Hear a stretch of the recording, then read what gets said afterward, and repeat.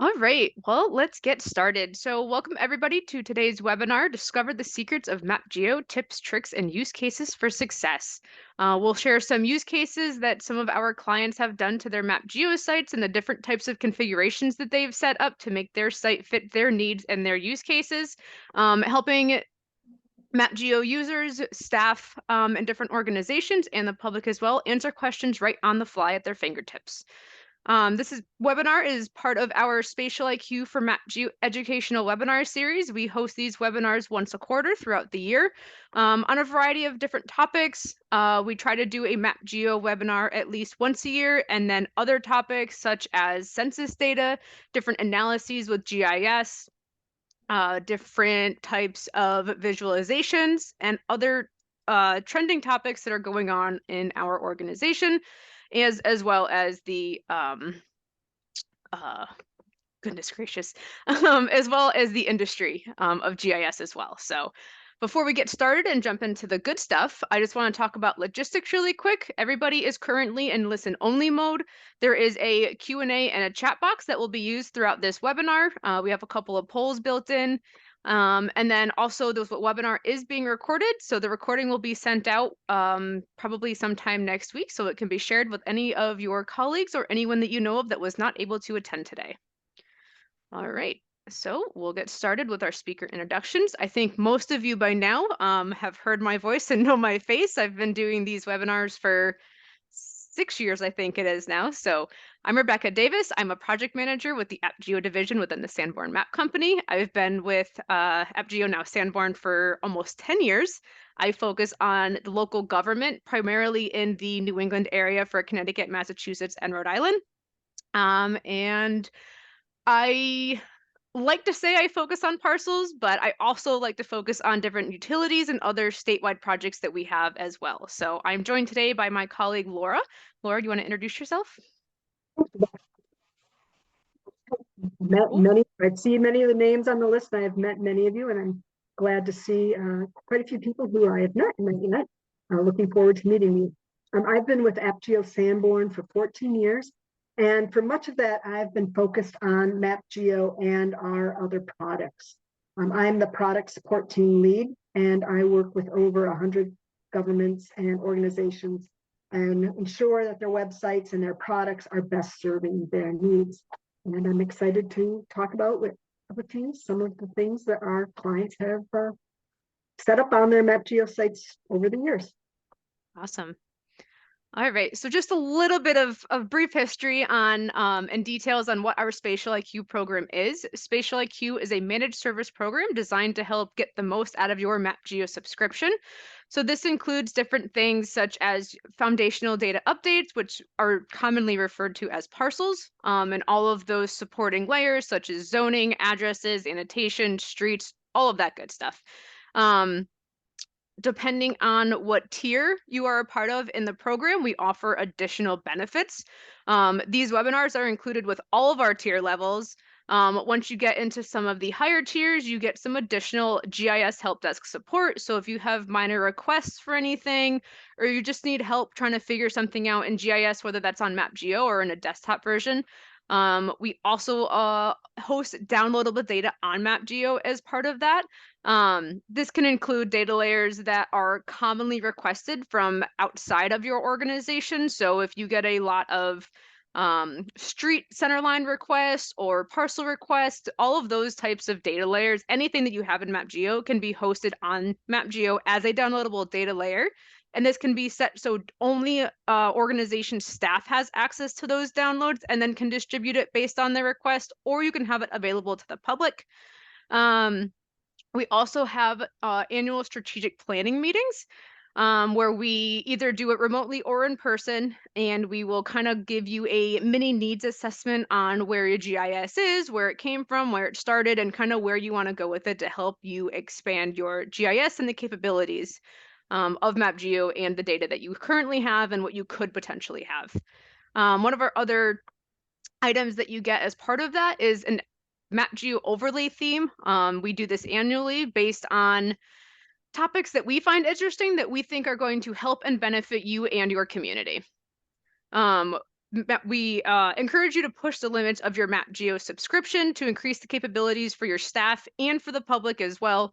And we encourage you to share this information with the public.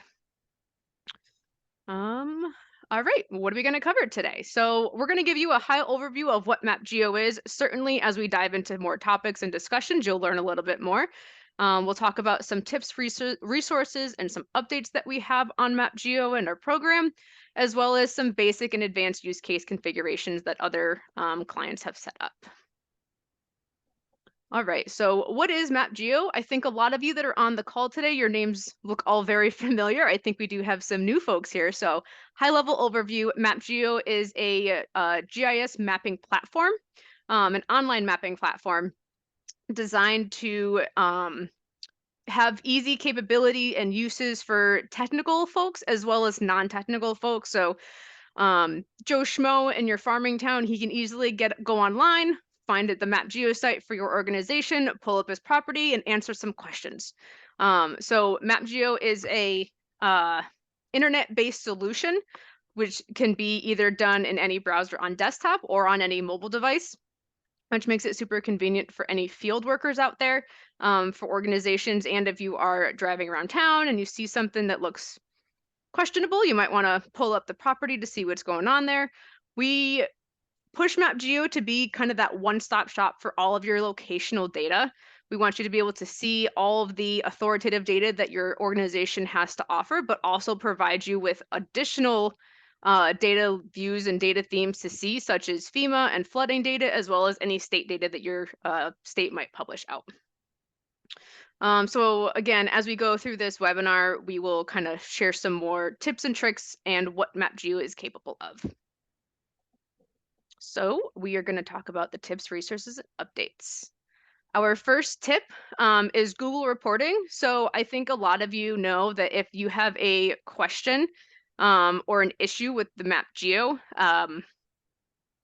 it can be a variety of issues that might be happening. So MapGeo is driven by Google-based maps. So as we can see here on the left, you have a street map view of it, and then on the right, you have the ortho imagery from Google. So if there is an issue with, say, a street name or an address or a point of interest location, you can report those issues directly to Google from your MapGeo site. So on the left-hand side here, you have the Google logo down in the bottom corner. So if you click on that, it will open Google in that same location or general vicinity of where you are in MapGeo. Right in Google, on the very bottom of your Google tab, there is a send product feedback button. If you click on that, it's going to pop up this window of different ideas that you can send to Google to make those corrections. So if you're correcting a location or an address, if there is a business or a landmark that's missing, you can identify that on the map. If you have incorrect street information, that can be if a street is missing or if the road is placed in the incorrect spot, or if it needs the name to be updated. All of that can be done right within that add or fix a road. You also have wrong information, then certainly Google always wants your feedback as well. So having the capabilities of doing that directly from MapGeo makes it very convenient to report an issue. We do get a lot of requests for these, so we are happy to do these for you, but we want you to be aware that you're also able to do this on your own as well. Our next thing is our customer support portal. I think a lot of you, if you ever have a question on MapGeo, you reach out to our MapGeo support team, which is great, and we're always here to help you. But we also want to share with you the online resources that we have for support and other ideas that you can be doing with MapGeo. So we have our support portal on a product called Freshdesk, which is an online solutions. And we have two different tabs where you can get information about MapGeo and Spatial IQ as well. So in our solutions tab, you have your MapGeo help manual, which I know a lot of you might already know and have seen this as one large document within the help of MapGeo itself when you're in the disclaimer page. In here, it's broken down a little bit by section. So if you're looking for something extremely specific, you don't need to search through that 30-page document to find the one thing that you're looking for. So this might be a little bit easier for you to figure that out. We also have help manuals for our MapGeo console, which we'll talk a little bit more later on in this presentation, and MapGeo Studio, as well as frequently asked questions. So that can be something as simple as how do I zoom out to see the whole town? Obviously, you can scroll, but there's also a quick little button on the MapGeo page that can bring you right to that. So all of those different tips are also linked into that FAQ section. Secondly, we have a forums section on Freshdesk, which is primarily used for our quarterly newsletters that get sent out.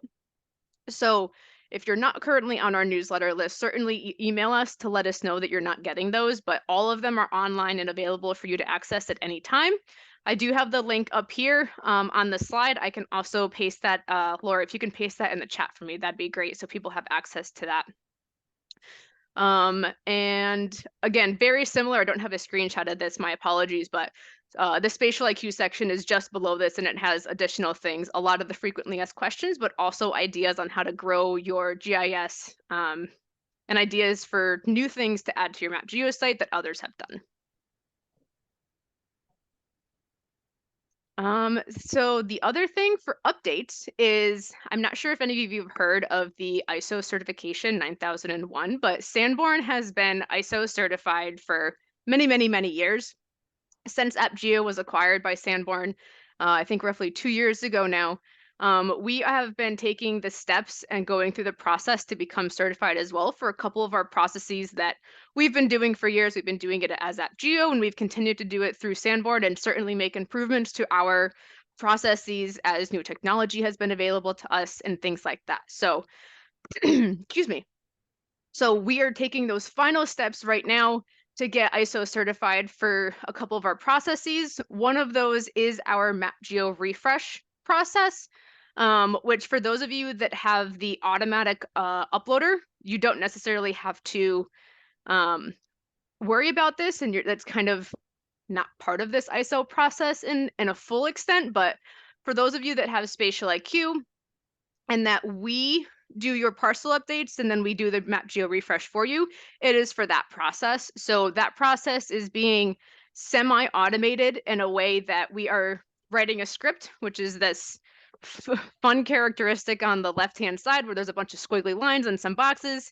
Basically, that's just saying to a script saying, I have this data, put it into this format so MapGeo is able to read it. We go through a couple different QC processes where we have one analyst doing the scripting, processing all of the data out, and then we have a second analyst going through and checking all of that data to ensure that the script is run correctly. Everything is visually looking correct. All of your easements are placing, all of your parcels are being cut out if you have condos, different things like that is what's being looked at. So we're really focused on the quality of the data that we are putting out onto your MapGeo site. So that is the process, and hopefully we'll be ISO certified by the end of the year.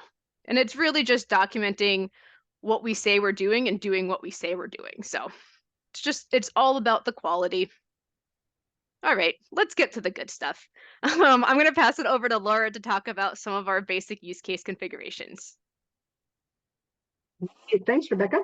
The first thing we would like to talk about is customizing your base maps that appear on MapGeo. Many of our MapGeo clients have a lot of rich information on their site that they want to share with their residents and their staff. However, displaying all of this information on the initial default map can sometimes lead to confusion for users if too much information is displayed at one time.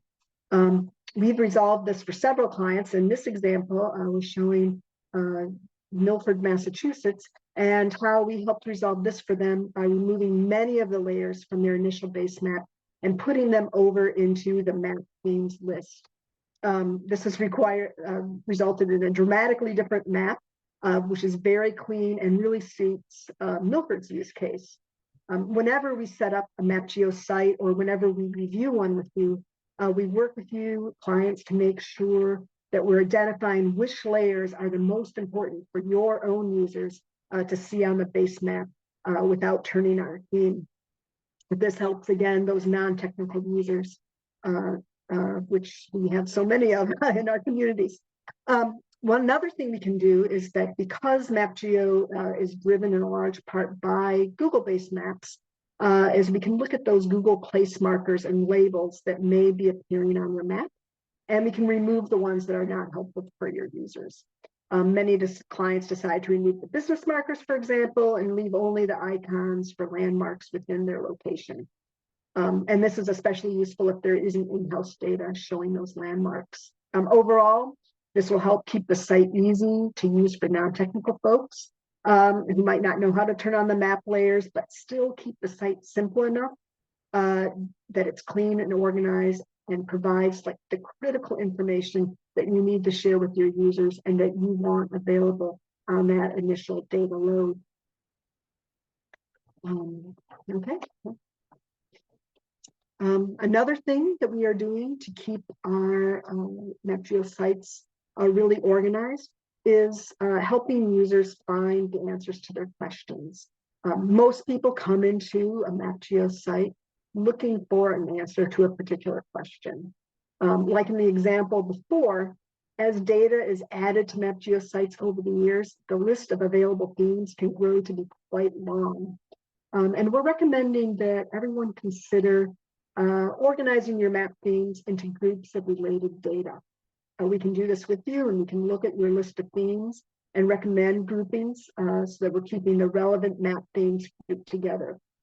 And once grouped, we can set the list so that some groups of themes are open at when the initial page is loading, and some are closed. In this example on the right there, you can see that the flood data, the flood data. Yep, the flood data is open on the screen. And this helps keep those more active or important themes visible within a theme group when somebody first opens up that themes tab. The number of the themes in each group is always visible, which will let users know that there's data there to be viewed. And overall, this will again help you keep your site organized. And by grouping that relevant data together, it helps users more easily find the information that they need to answer their questions. As you all know, using aerial imagery is a real basic way to get answers to questions and to detect changes. To help assist you with this, your MapGeo site aerial imagery can be added both as a base theme dropdown as well as to the themes list. While initially this may seem like a duplication, this allows you to set one year's imagery as the base map and to turn on another year's imagery from the themes list. Then users can change the transparency slider on the imagery theme and then be easily able to compare the two and identify any changes over in the location over time. It's a real simple tool, but it's a powerful one that lots of clients might not know about. And as with any of these examples, if there's something that you'd like us to set up on your MapGeo site, please reach out to our team and we can help work with you to determine what works best for you and your own space. All right. MapGeo allows users to add text, measurements, other markup to an area of interest on the map, and then print that markup as a PDF or create a shareable link that can be shared with other users, and you can pass that markup back and forth. Markup can also be shared via MapGeo and the MapGeo console with internal users. A logged in user, an internal user, could create markup in the usual way. And then instead of creating the PDF or sharing out a link, the markup can be saved by using a just checkbox that will share that markup on the site within the MapGeo console.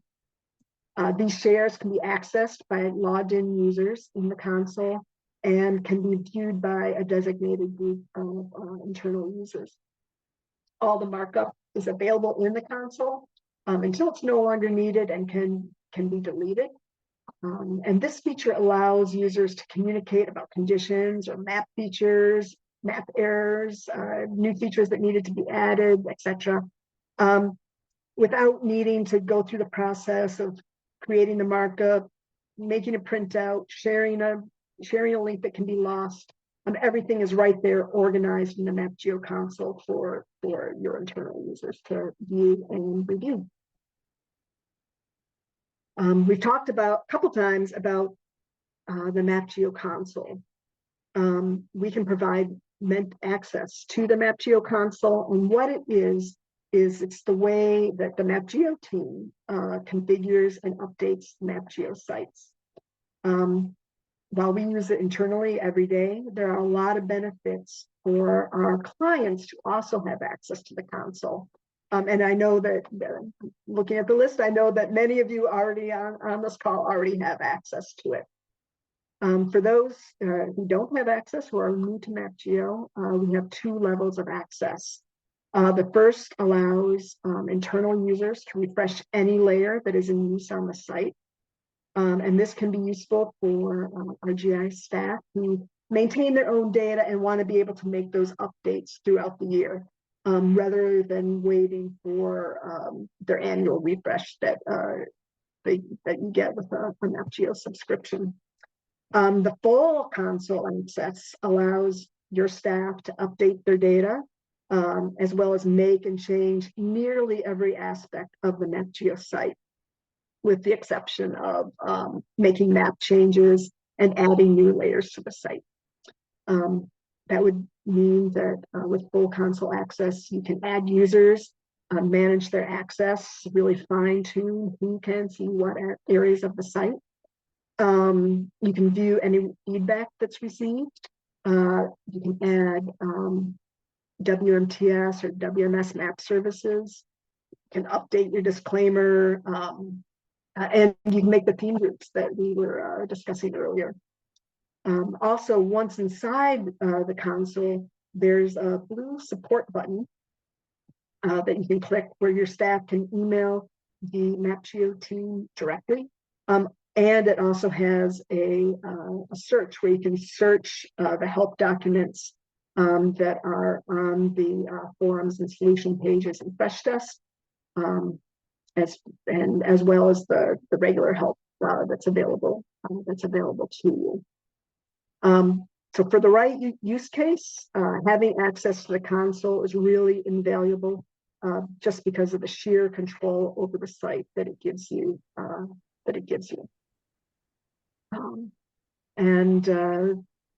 Yeah, I'll stop talking. Let Rebecca talk. Sorry to cut you off, Laura. I thought you were done there. Done. So we've talked about a lot so far, which we consider these basic different types of configurations. So we want to hear from you guys now.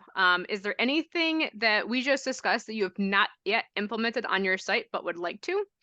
I'm going to share a poll. Let's see, where did it go? Polls and launch. So everybody should have a pop-up on their screen. Just select all that apply in this case. We will reach out to you if there's something that you've checked off that you are interested in implementing.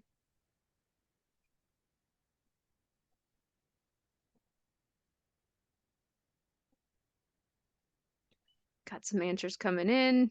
Give folks a minute to answer this one.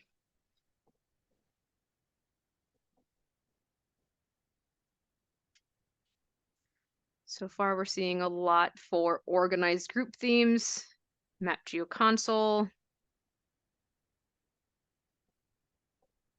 Let's see.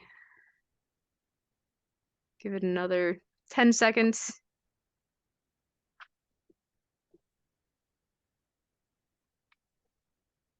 All right. I will end that poll so everybody can see the results. A lot of people are definitely interested in the organized group themes. And then the next is the MapGeo console. So we will reach out to you. If you have any of those questions, feel free to reach out to us directly earlier.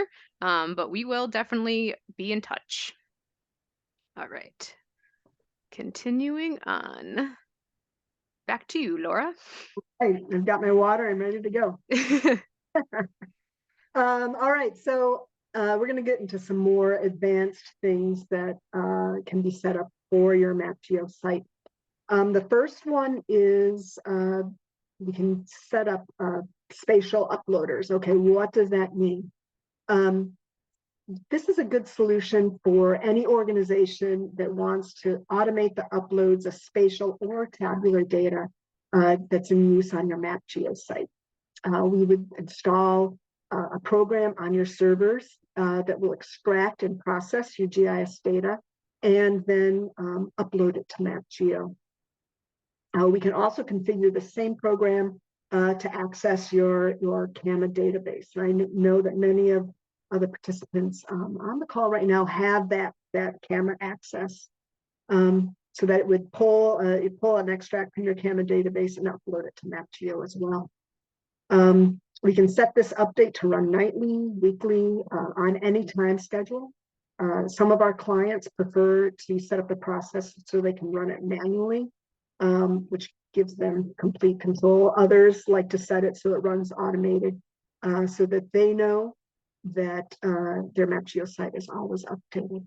After the process pulls the data, processes it, and loads it to the MapGeo site, an email is sent letting you know that the MapGeo upload was successful. And overall, this is just a really convenient way to make sure that your in-house data is always up to date on MapGeo, and that MapGeo is always, currency is so important, and that MapGeo is really always displaying that most recent data.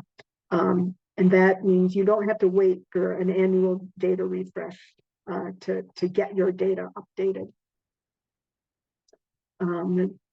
Yeah, and this is definitely something that we can set up for anybody who's interested, who maintains their data in-house. Data views. Many of our MapGeo sites are focused on parcels and property information. MapGeo data views are a way to be able to search multiple kinds of data within MapGeo.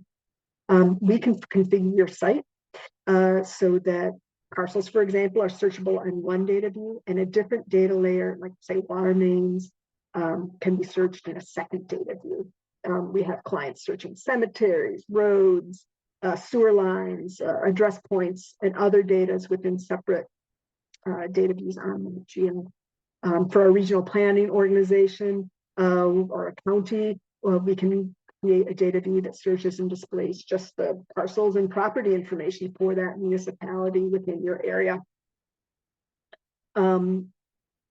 Another thing that data views can do is they can allow you to select features in one data view to find adjacent or abutting features in another data view. In the example here,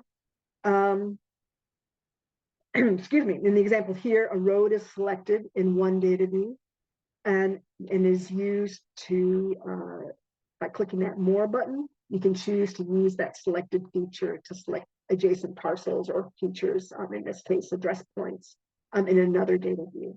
These results can be exported as a spreadsheet or mailing labels. And this is a great way to find and notify, for example, property owners along a road, or to notify residents that might be impacted by water main repair, as well as many, many other uses. And we can help you. We can show you how to do this on your site if you have multiple data views. I think one of the most interesting use cases I heard was that there was a parade going on, so they needed to figure out the parade route and let those residents know that their street was going to be closed. So just wanted to throw that in there.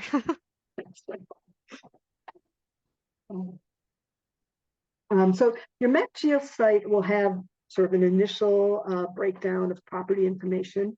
And we can also work with our clients to display additional details about the searchable data on your site. The View Details button will bring up a printable screen showing additional information about each property. Here, the town of Northborough, Massachusetts, is displaying details for permitting within this tab. Other clients use this page to create a printable property record card. And there's really a lot of, right there, that details view. And there's a lot of flexibility about what additional information can be displayed here. And these can be hidden from the public or made available to the public. Here's one example of how this detailed view can be really expanded. On a third tab on Northborough's site, we help them create and build a page showing information about a special project that's going on in town and how that project might impact property owners. The town's developing a new has a resolution before the town council to build a new fire station, and that is obviously going to have an impact on property taxes. So with the state of view, each resident can go in, check their property on MapGeo, and see that project, how that project will we'll see how that project will impact their taxes over the next 2 fiscal years. This is about to go live. I think it's not live yet, so but it will be public, so you all can log on to our Northborough site and see this. But this will be something that can be viewable by the public, can be turned on and off, and can be easily recycled and reused for future projects. And this is just an easy, helpful way of getting more kind of critical information to your community. Yeah, I think this is a great use case for MapGeo. I'll give a little bit of a backstory on kind of how this new custom details tab was created. So the client had reached out to us. They had seen something similar to this tax calculator on a neighboring municipality to them. They brought it to us and was like, hey, this is really cool. Is there any way that we can incorporate this into MapGeo? So we had a couple of meetings to talk about the use case, kind of the information that they wanted to show on there for how they would work for their organization. So it was really good brainstorming back and forth on how this could work. We went through a couple of iterations of design and setting it up to get it configured to how the client is going to want to use it and see it and get that information out to the public. So if there's an idea that you guys have or a neighboring organization has that you want to bring to us and to see how it can be involved and incorporated into MapGeo, so it really is the one-stop shop for as much data as there could possibly be out there for your town, certainly bring that to us and we'll have that conversation as how we can incorporate that. All right, Yeah, moving on. for highlighting that. Yeah. So while MapGeo is really a great source for your current information about your location, it can also be easily used to display historic information as well. And the examples here, we can process historic maps and overlay that over the current information, giving viewers a sense of the history of their town and really a way to see the changes of their community over time. This is an example from Gloucester, Massachusetts, where we stitched together several pages of historic atlases that the Historical Commission wanted displayed on MapGeo. So we have maps from 1831 up to 1899, just showing it shows a neat progression of the development of the city. Other clients have historical maps as well. This is from Decatur, Alabama, and they are displaying several years of old USGS topographical maps on their site. And we also have one of our organizations, the Pratt Institute Library, and here they are showing, these are the current Sanborn fire insurance maps for New York City that they display on their site. Since MapGeo was acquired by Sanborn, we have the richness of the Sanborn fire insurance maps is really unbelievable. And those fire insurance maps are actually now available to the public via the Library of Congress.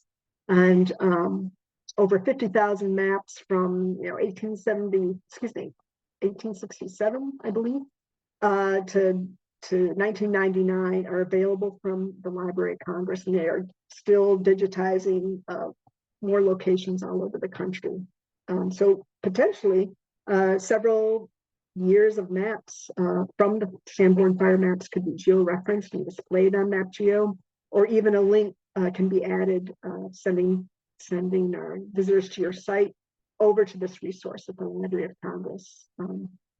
And once again, adding this historic library of maps to your site just really adds the richness and fullness of the site for your users. I feel like I'm talking very fast, so I'll try to slow down a little bit. The last thing we wanted to highlight with you is the Sanborn Oblique Analyst, or SOA, which is now fully integrated into the MapGeo interface. The SOA is a web-based viewer that provides maximum usability for your oblique imagery.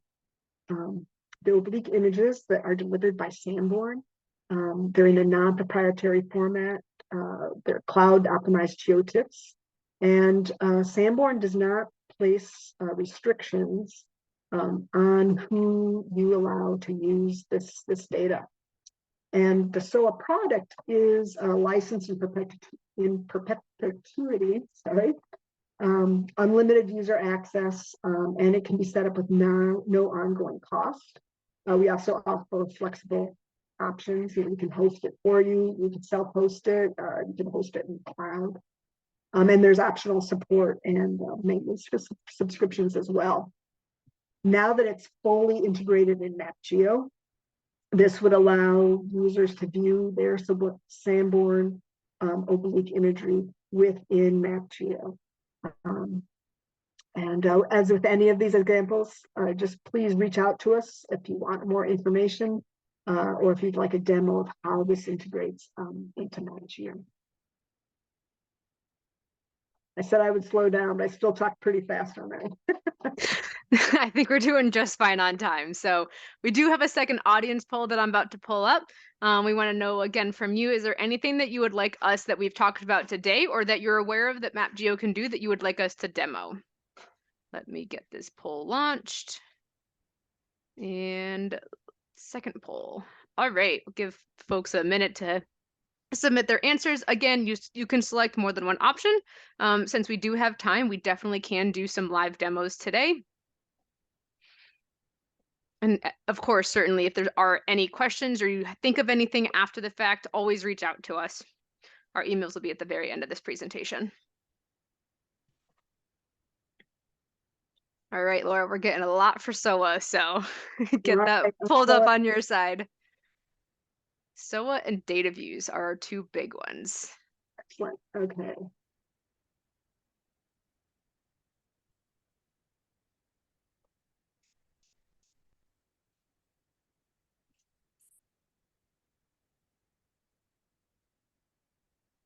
All right, we're holding steady there with our responses. So I'll end the poll and then share the results with everybody so you can see it.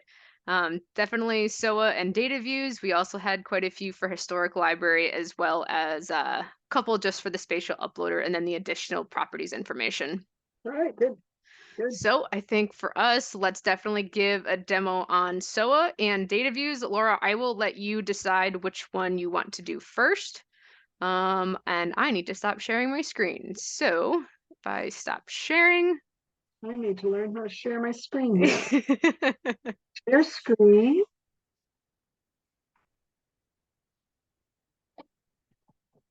Okay, and let me know, Rebecca, when you can see my screen. We can see it. All right, I'm looking over on the other side, so that's why I'm not looking at this. Yeah. So this is a demo site that we have set up for sharing this, for sharing our information. We have just a basic MapGeo site, and the imagery you see here is a flight Sanborn did for this community. So to pull up the SOA, you would just select your parcel of interest, and I have selected a very large one. And this button will show up right here in the property preview tab. That will open up. So great. So the initial view, it'll pull in that initial overhead view. You can view different years of aerial imagery in here, which I'll show in a moment. And let me get this zoomed in where I want to see something a little more interesting here. Great. So here we have the buildings here along the hangar. You can make very go full screen with this. You can choose to view it horizontal split, picture within a picture. So this is showing, you know, there's the main SOA screen here. I should probably switch to oblique view so you can see the oblique images there. So MapGeo is up here, and if you just noticed, as I pan, it pans on MapGeo as well, and it goes the other way too. So if I pan on MapGeo, it'll pan down here on the screen. You can do any of the features in the oblique viewer here in MapGeo. I can't find any other tools because I'm just, you know, you can measure the slope on a roof. Takes 2 measurements to get the slope there, so you can measure the slope on the roof line. You can do all the things that you can do in a standard oblique viewer. You can measure the height, find length and area. You can measure a radius of an area. Add text, download the image, create a PDF. You can also view if there are multiple flights available for you. You can also view there. You can also view the various views of imagery. And of course, I have chosen an area of town. I've chosen an area of town that does not have a lot of changes. Unfortunately, I apologize for that. But yeah, you can zoom and pan and use it with just right within here, within MapGeo. You have all of your regular MapGeo features here, the property information and all that available to you.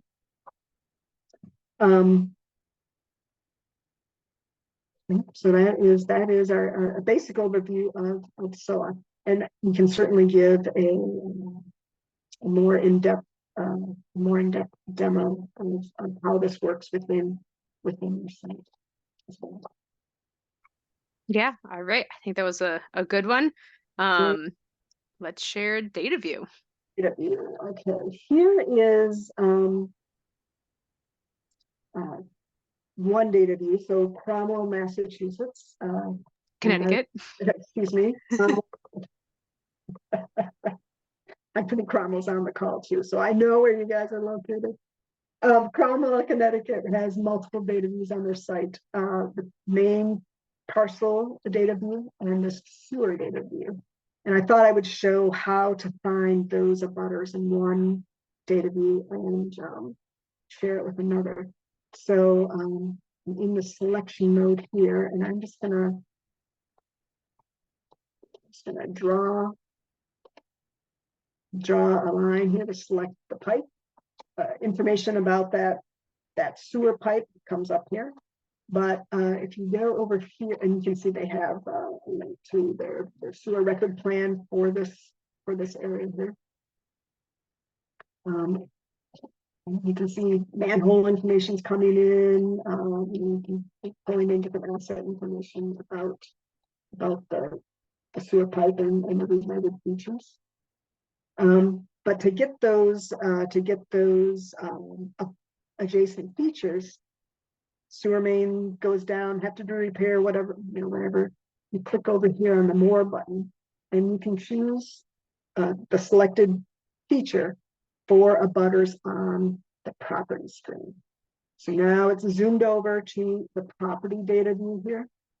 It has a selected feature here. What is that? It has the selected feature here, which then I can use to find the adjacent properties to that feature. So it's made the selection. I have my 10 or so abutting properties here. And then from here, I can do a process which probably many of you are familiar with. I can go ahead and I can download this as mailing labels or a spreadsheet so that we could notify whenever there's going to be repairs, grade route, whatever, whatever your use case is. So this is just one example of how a data view can be set up for you. Before you jump to the next one, Laura, I just want to give a little bit of background on Cromwell. So again, kind of sharing the use case and kind of how this came about to create this data view. I think they were one of the first ones, I'd say, to kind of put their utility data as a searchable data view with on MapGeo. So Cromwell, we had built them an application 15, 20 years ago for them to be able to use on their computers that they would bring out into the field for repairs and assess damages and different things like that. So they were using that application. That application has kind of been deprecated as it's just old technology. And because MapGeo is such a powerful tool, they were able to use MapGeo instead of paying however much money it would have cost to update that application for them. So that's why this data view is created so they can do the things they used to do in that custom application right here within MapGeo. And as Laura showed too, they're able to pull up those plans. So if they need additional detail that's not shown as a visual or as a label, they're able to go in and see the profile view in some cases, depending on the plan. So they get a lot of information just from MapGeo instead of having to drive out there, call somebody that's back in town hall to find a record of something. So MapGeo is that one-stop shop yet again. So Let's see, I'll show another client. This is Iredell County, North Carolina. And they have several data views. I'm logged in, so I can see they have several data views that are available to the public and to logged in users.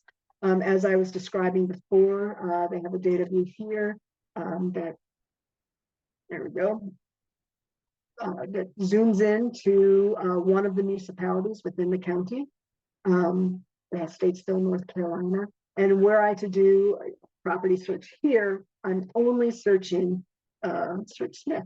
Sure thing.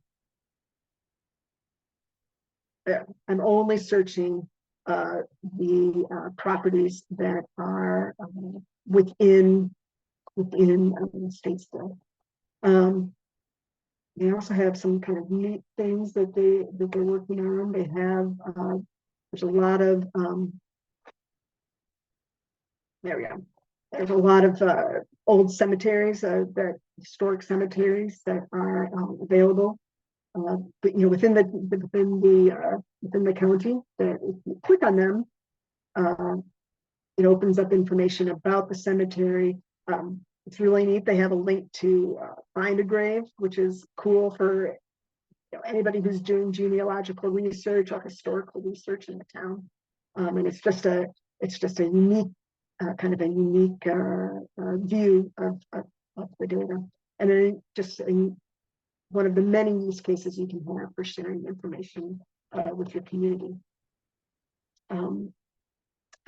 Iredell has loaded in all kinds of old landowner maps, old maps into MapGeo, and they have them here all in one data view for people. So this link can be shared out so that people click on a link and it'll bring it right to this old map data view. And that way people don't have to try to find where this old maps thing is located within MapGeo. Just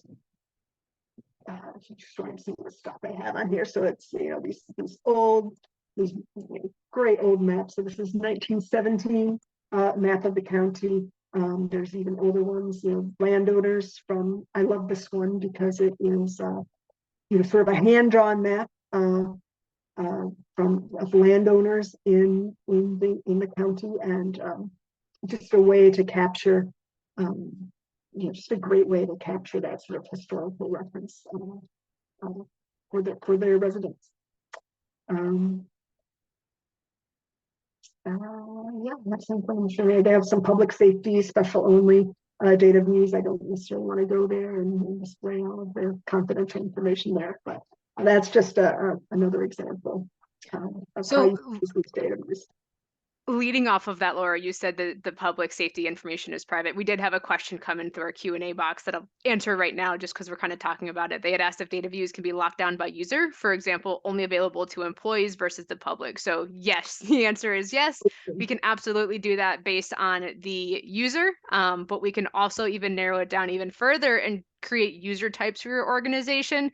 If you only want to have something visible to, say, the assessors, or the public safety officers, you can have things different for those different organizations all within MapGeo. Yes, they're all behind a login, but you can set them to have different user types. So if you have that question, have a specific data view theme, anything like that, definitely reach out and we can have that conversation. Absolutely, absolutely. The roles can be really fine-tuned to show different information. We have, just thinking some examples, we have a client who has their entire municipal fiber network on MapGeo, and that data is not available, say, to their second team. So you can really fine tune who can see what on your MapGeo site, definitely. Yeah. All right. Was there anything else you wanted to show off, Laura? If not, I'll take the screen back. All right, go for it.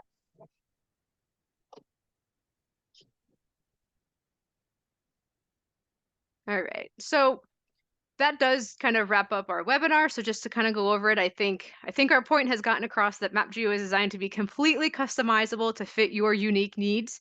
So if you have any ideas, any questions, need any assistance on anything, don't hesitate to reach out.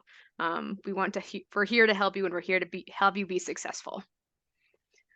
So with that, we will open it up to questions. There have been a couple that have come through so far, but if there are any other lingering questions out there, feel free to throw those into the Q&A box and we will answer those right now. We do have one that's come in. Are dates for aerial images available? I'm not sure what you are meaning by that, but yes, we can definitely put details to see what year the imagery is from, either within the theme or as a description. So if you have any more questions on that, feel free to send us an email.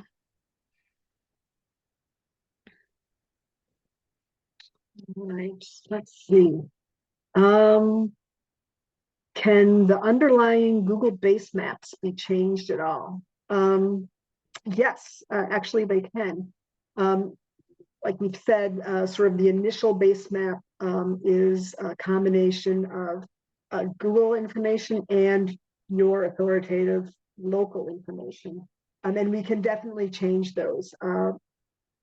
We can remove features, change colors, remove labels. We can stack Google features with your client data and kind of build several layers of data coming in. We have one client who wanted to have no Google information show on his site, and we can do that as well. Sometimes it can get tricky, displaying water features, for example, over other data sets. So we would want to work with you carefully to make sure that there's no unintended consequences. Let's see. Another one's come in. Is there a difference between the console and the dashboard? No, there is not. We were just talking about this the other day. We initially, it's just a kind of a branding term. Initially, we had called MapGeo, the MapGeo console, the dashboard.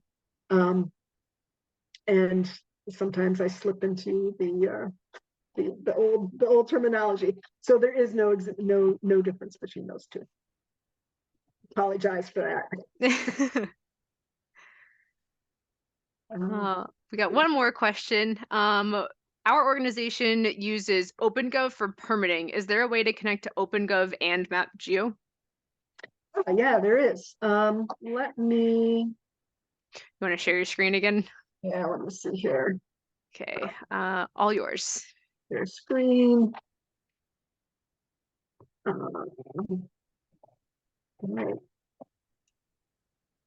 Can you see my screen there? Yes, we can. is Watertown, Massachusetts, which is right outside of Boston. And they use OpenGov for their permitting system. I hope I've chosen a good property. Yeah, so right here, we have we've established a link that goes right to the, this jumps from MapGeo, and now you are viewing the list of permits that have that are either active or completed for this property within Watertown. So it's a pretty easy setup. You basically just need that linking table to link our unique ID in MapGeo to the unique ID that OpenGov is using.